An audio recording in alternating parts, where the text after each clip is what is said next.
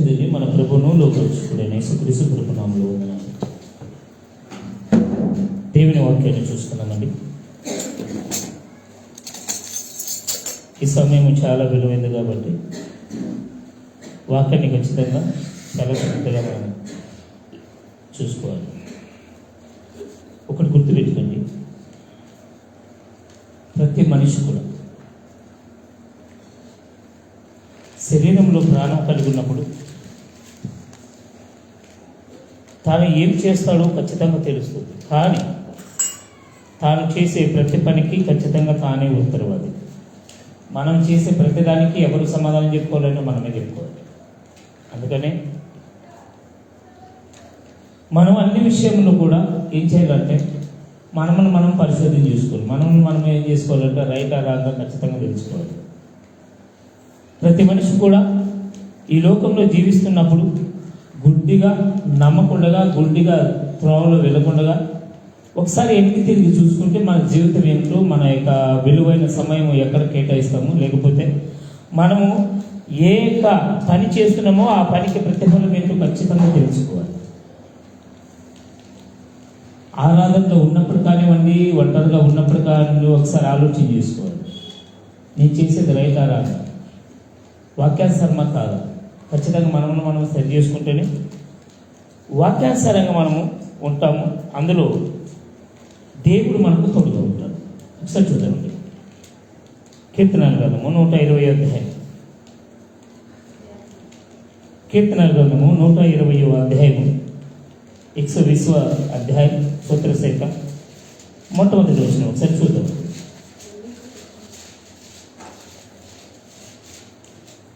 120వ अध्याय स्तोत्र शाखा पहिला वचन. मी संकटात असता परमेश्वराचा दावा केला आणि त्याने माझे ऐकले. ఏమంట? నేను శ్రమల్లో యెహోవాకు మొరపెట్టగా ఆయన నాకు ఉత్తరం ఇచ్చాను. ఇప్పుడు చెప్పండి, ఎప్పుడైనా మీకు శ్రమ, ఇబ్బంది, సమస్య అనిపించినప్పుడు మీరు ప్రార్థన చేస్తే మీ ప్రార్థన దేవుడు విన్నట్ల మీకు తెలిసిందా? మీకు ఇబ్బంది వచ్చింది, సమస్య వచ్చింది, ఏ మనుషులు మనకు సాయం చేయలేదు, ఏ మనుషులు మనకి చేయొద్దనివ్వలేదు, అయిపోయిందిరా నా పరిస్థితి అనుకునే సమయంలో ప్రార్థన చేస్తే ఆ ప్రార్థన జవాబు దొరికినట్లు మీకు తెలిస్తే మీరు ఖచ్చితంగా దేవుని అనండి. ఎవరో వచ్చి మన నత్తిని చేయబెడితే కాదు దేవుడు ప్రార్థన వినేది. నీవు ఖచ్చితంగా దేవునికి లోబడి ఉంటే, దేవుని వాక్యానికి లోబడి ఉంటే, నువ్వు ఒంటరిగా ఉన్నా, నీవు నీ కుటుంబంతో పాటు కలిసి ప్రార్థన చేసినా ఖచ్చితంగా నీ ప్రార్థన దేవుడు వింటాడు. ఈయన ఏమంటున్నాడు? నా శ్రమంలో నేను యెహోవాకు మొరపెట్టగా ఆయన నాకు ప్రత్యుత్తరం ఇచ్చాడు. సేమ్ ఇదే ప్లేస్లో మనం పెట్టుకుంటున్నాడు. ఎప్పుడైనా నేను వాక్యాన్ని చదువుతున్నప్పుడు నా పదే చెప్పే మాట ఏమిటంటే, పేపర్ చదవద్దండి. భక్తులు మాట్లాడిన మాటకి మనకి ఏమైనా సంబంధం ఉందా లేదా, ఆయనకి కలిగినటువంటి ఆశీర్వాదం మనకి ఎందుకు కలగట్లేదు, ఆయన దేవుడు ఆశీర్వదించాడంటే మనల్ని ఎందుకు ఆశీర్వదించట్లేదు, ఆయన నడుచుకున్న విధానం ఏమిటి, మనం నడుచుకున్న విధానం ఏంటి, ఖచ్చితంగా మనం ఏం చేయాలంటే సరి చేసుకోవాలి, చూసుకోవాలి.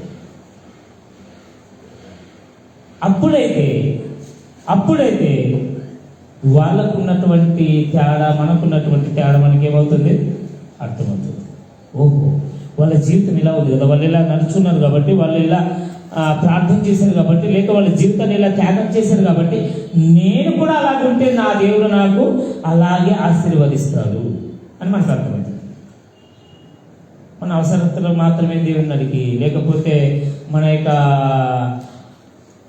ఆశలకు మాత్రమే, లేక మనకు కావాల్సినప్పుడు మాత్రమే దేవుడిని వెంబడించి, దేవా ఇదిగో నేను కాడికిస్తున్నాను, నేను చర్చికి వెళ్తున్నాను, నేను మోకరించి ప్రార్థన చేస్తున్నాను, అప్పుడు మన సమస్య ముదిరిపోయి మన వల్ల కాదనుకున్నప్పుడు, ఎవ్వరి వల్ల అనుకున్నప్పుడు, అప్పుడేమో చెప్పినారు శాస్త్రం, దిక్కులేనికి దేవుడు దిక్కని. అన్ని మీరిపోయిన తర్వాత దేవుడి మీద భయపెడితే దేవుడు వింటాడా?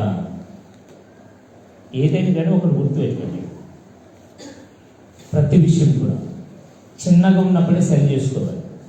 మనకు ఆరోగ్యం బాగున్నప్పుడు, మనం బలంగా ఉన్నప్పుడు, మనము చక్కగా జ్ఞానం కలిగి ఉన్నప్పుడే దేవునికి పనికి వచ్చేవారుగా ఉండాలి.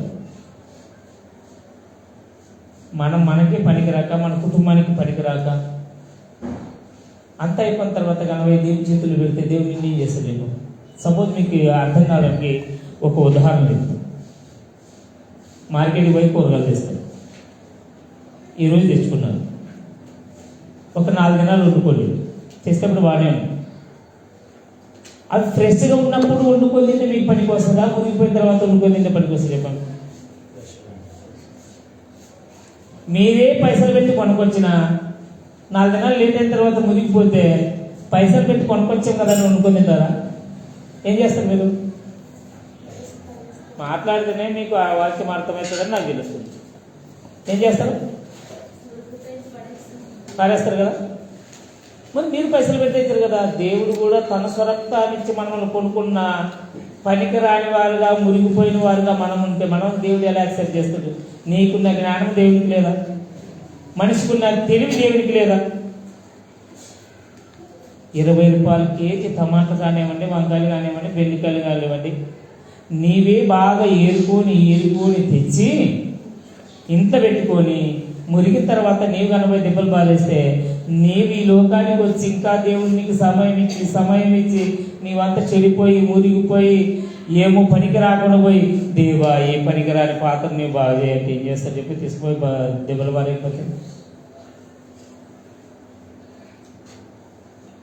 ఇదొక మన క్రిస్టియన్లు ఏమైపోయిందంటే పరంపర అయిపోయింది. ఇదొక కొనసాగింపుగా ఇరిగిన నన్ను, నలిగిన నన్ను, పాపైన నన్ను.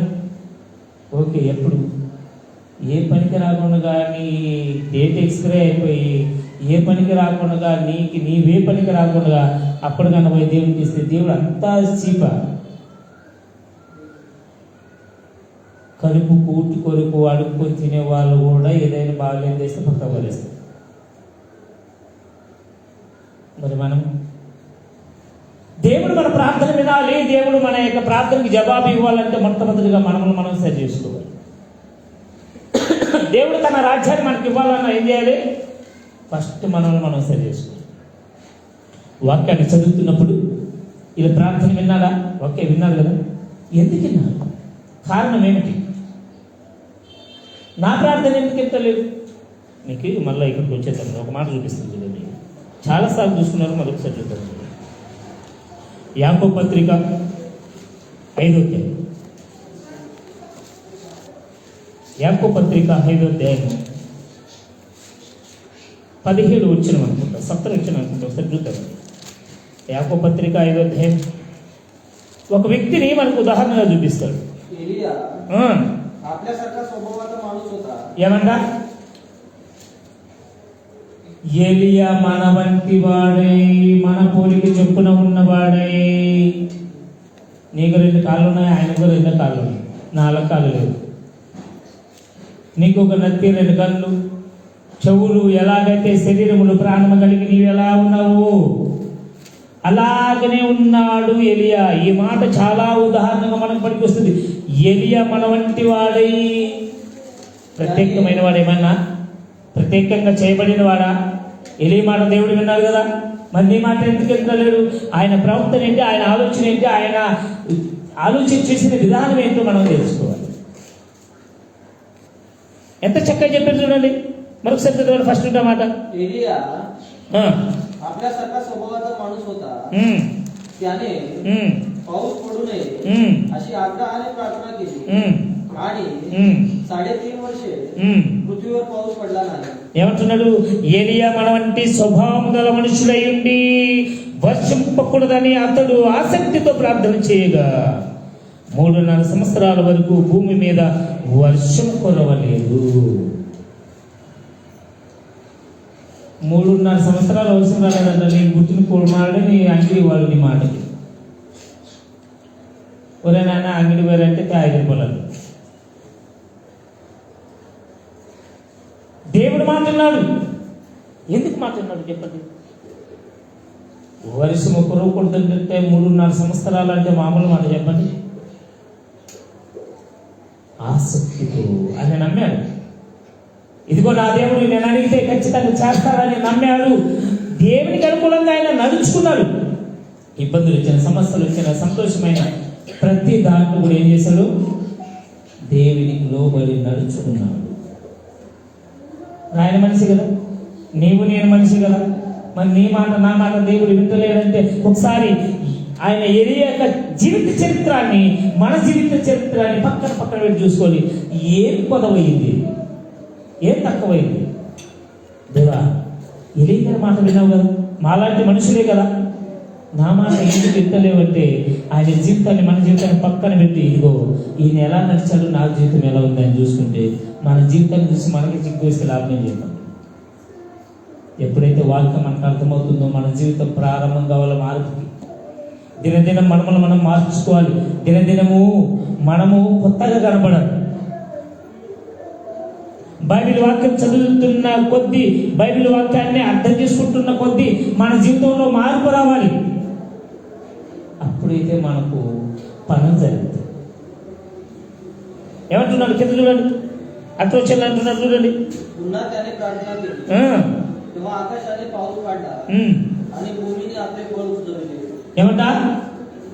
మరలా ఆయన ప్రార్థన చేశాడు ఆసక్తితో. ఇదిగో దేవా, 3.5 సంవత్సరాలు నీ వర్షం ఆపావు కదా, ఇప్పుడు వర్షం కురిపి అంటే ఏం చేశాడంట?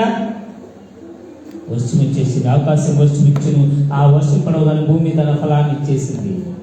ఇప్పుడు చెప్పండి, ఆయన మనిషి, మనం మనిషి, తేడా ఎక్కడుంది? మనం బ్రతికే విధానం, మనం అర్థం చేసుకునే విధానం, మనం నడుచుకునే విధానంలోనే ఉంది.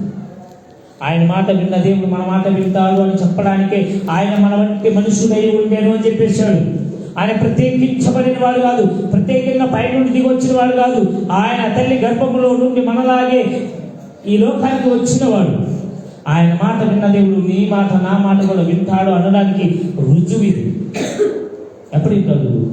మన జీవితాన్ని మనం సరి చేసుకుంటాం. ఇదిగో ఇన్ని దినాలు నా ఇష్టం వచ్చినట్లు బ్రతికాను, ఇన్ని రోజులు నా ఇష్టం వచ్చినట్లు నేను జీవించాను, ఇన్ని రోజులు ఈ లోకములో నా కంటి కనపడిందే శాశ్వతం అనుకొని, నా మనసుకి నచ్చిందే శాశ్వతం అనుకొని, లేక నా కంటికి ఏది నచ్చిందో అదే రైట్ అనుకున్నాను. కానీ ఇప్పుడు అలా కాదు. వాక్యాన్ని చదివి భక్తుల యొక్క జీవితాన్ని చూసుకున్నప్పుడు అయ్యో నాలో ఎంతో లోపం ఉంది కదా, సరి చేసుకోవాలని మనము సరి చేసుకున్నప్పుడే మన జీవితం అనేది మారిపోతుంది.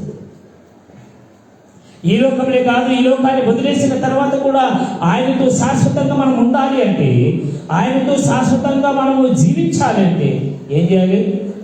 ఈ లోకములు ఉన్నప్పుడే మనం సరి చేసుకోవాలి. మన కళ్ళెదురుగా ఎన్నో ఉదాహరణలు కనపడతాయి, మనకి ఎన్నో ఎగ్జాంపుల్ కనపడతాయి. మన కళ్ళెదురుగా మనం చేసే ప్రతి ఒక్క పని కానీ ఒకసారి దాన్ని నిదానించి ఆలోచన చేసి తెలుసుకుంటే మన జీవితం ఏంటో మనకు అర్థమైపోతుంది. అవును కదా?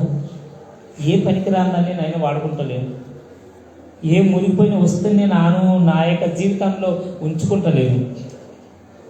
సపోజ్ అంతెందుకు, మన చెయ్యో కాదు సెప్పికైంది, ఆ చెయ్యి తీసేసుకుపోతే మనిషి చనిపోతుంది. అప్పుడు ఏం చేస్తారు?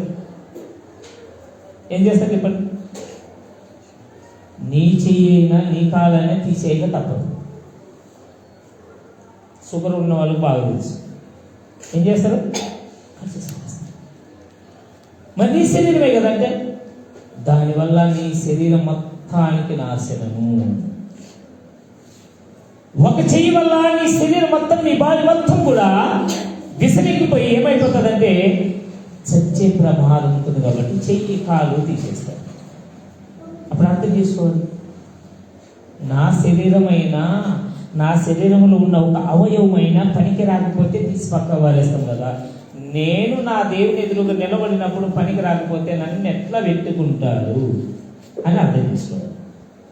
ఇట్లా వాక్యం చదవాలి. ఇలా మనం అర్థం చేసుకోవాలి. వాక్యాన్ని ఎగ్జాంపుల్గా తీసుకోవాలి. మనమే ఒక వస్తువుని నేను పనికిరాందాన్ని తీసి పక్క పారేస్తాను.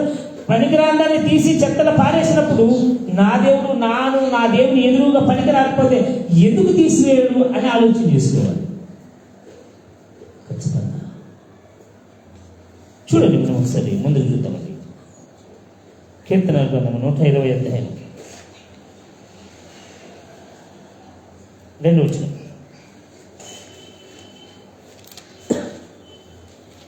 मुगिचेस्ता समय नाही. हे परमेश्वरा, लबाडी करणाऱ्या पोटापासून ओ कपटी जिभेपासून माझा जीव सोडव. हे कपटी जिभे तुला काय दिलेत जाईल. ఏమంటున్నారు చూడండి, యెహోవా అబద్ధమాడు పెదవుల నుండి మోసకరమైన నాలుక నుండి నా ప్రాణమును విడిపించుము. ఎలా ప్రార్థన చేయాలి మనము? ఇదిగో నేను ఎప్పుడు అబద్ధమాడకూడదు, మోసము చేయకూడదు, అలాంటి వారిలో నుండి నన్ను దూరంగా పెట్టు, అలాంటి వాటిలో నుండి నన్ను దూరంగా పెట్టు. అప్పుడైతే మనం ఏం చేసుకున్నాము? రక్షించుకుంటాము. కొన్ని విషయాలకి దూరంగా ఉండాలి, కొన్ని విషయాలకి దూరంగా పారిపోవాలి. అప్పుడైతే మనం ఏం చేస్తాము? రక్షించుకుంటాము. పోదంటే చూద్దాం. లైట్గా తీసుకున్నారనుకో మీ జీవితం లైట్ లేకుండా పోతుంది. ఖచ్చితంగా మనము ఈ లోకంలో ఉన్నప్పుడే సరి చేసుకోకపోతే, మనము ఈ లోకంలో ఉన్నప్పుడే మనం కాపాడుకోకపోతే మనం క్రైస్తవులుగా పుట్టి లాభం. చెప్పండి, గంటలు సమయాన్ని కేటాయించి వారానికి ఒకసారి 2 సార్లు ప్రార్థనలు ప్రతిసారి సమయాన్ని కేటాయించి ప్రార్థనకు రావడం వల్ల వచ్చే ఫలితం ఏంటి చెప్పండి? మీరు పనికి వస్తే జీతం వస్తుంది కదా, చర్చికి వస్తే మీకేమొస్తుంది చెప్పండి?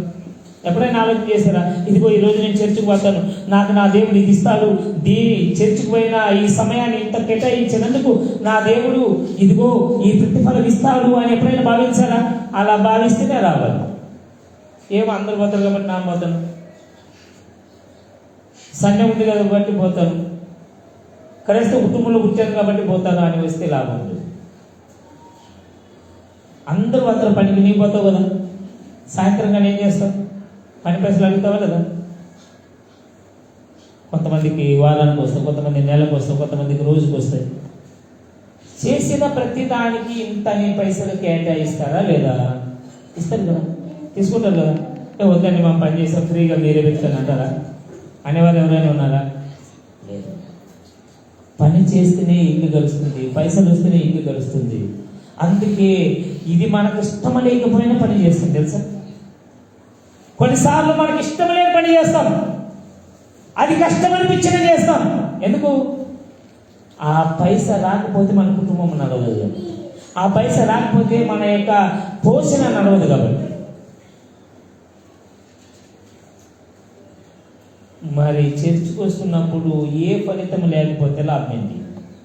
మీరు వాక్యం చదువుకుంటున్నప్పుడు ఏ ఫలితం లేకపోతే లాభం ఏంటి?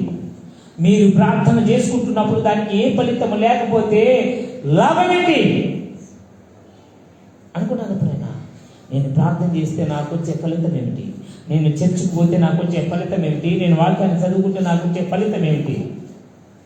ఖచ్చితంగా అనుకోవాలి, ఆశించాలి. అలా అనుకోని వస్తేనే, అలా వచ్చిన దానికి ప్రతిఫలం పొందితేనే మీరు క్రైస్తవులు. పేరుకు మాత్రమే వస్తే ఫలితము ఏమీ అర్థం లేని జీవితం. ఎలాగైతే మన కుటుంబాన్ని పోషించుకోవడానికి పని అవసరమో, ఎలాగైతే మన కుటుంబాన్ని పోషించుకోవడానికి పైసలు అవసరమో, అలాగనే మన ఆత్మీయ పరిస్థితిని మార్చుకోవడానికి వాక్యం అలా అవసరం, ప్రార్థన అలా అవసరం. అందుకే కొన్నిటికి దూరంగా ఉండాలి, కొన్నిటిలో నుండి మన ప్రాణాన్ని కాపాడుకోవాలి. చరిత్రలోని 3వ వచనంలో అంటున్నాడు, ఏ కప్పి జీబే तुला काय दिले जाईल, तुला आणखी काय मिळणार. ఏమంటున్నారు చూడండి, మోసకరమైన నాలుక ఆయన నీకేమి చేయను, ఇంతకంటే అధికముగా నీకేమి చెయ్యను. ఈ నాలుక మోసం చేస్తుంది, ఈ నాలుక నిన్ను భ్రమపరుస్తుంది. దీనివల్ల వచ్చే లాభం ఏంటి? అప్పుడప్పుడు మాట్లాడుతుంది, ఎముకలేని నాలుక ఎన్నైనా మాట్లాడుతుంది. ఉత్తమ మాటల వల్ల ఏమైనా పనికి వస్తుంది చెప్పండి. సపోజు ఎవరో ఇట్లా వెళుతుంటే ఒక ఆయన ఉన్నాడు అనుకోండి,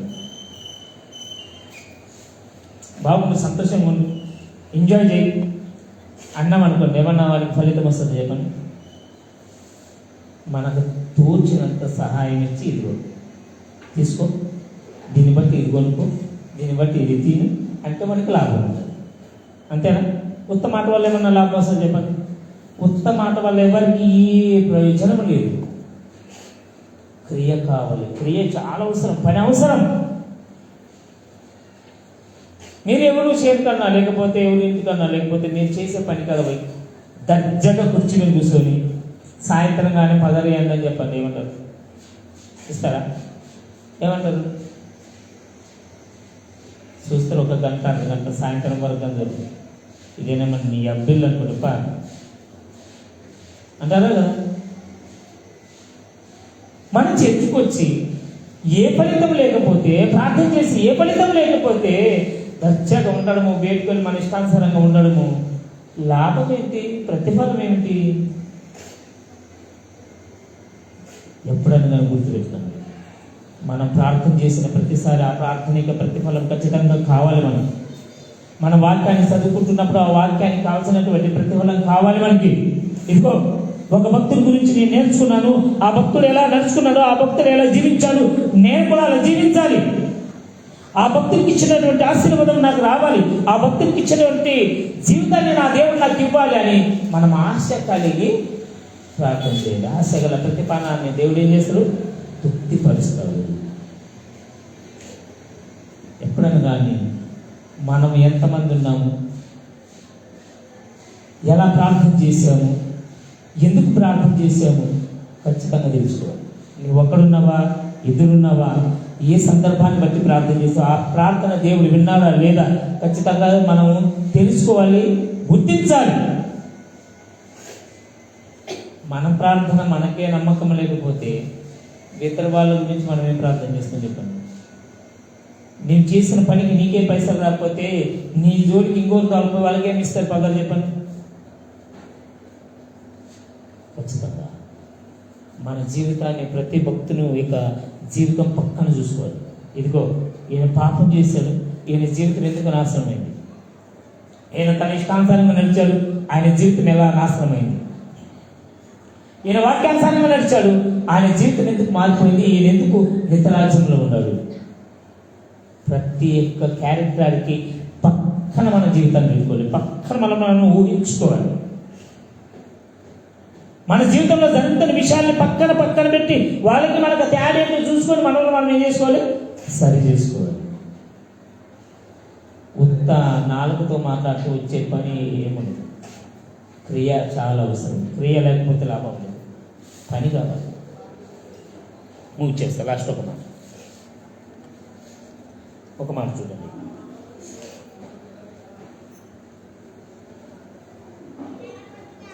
इरवै मी आपली दृष्टी पर्वताकडे लावितो, मला सहाय्य कुठून येईल?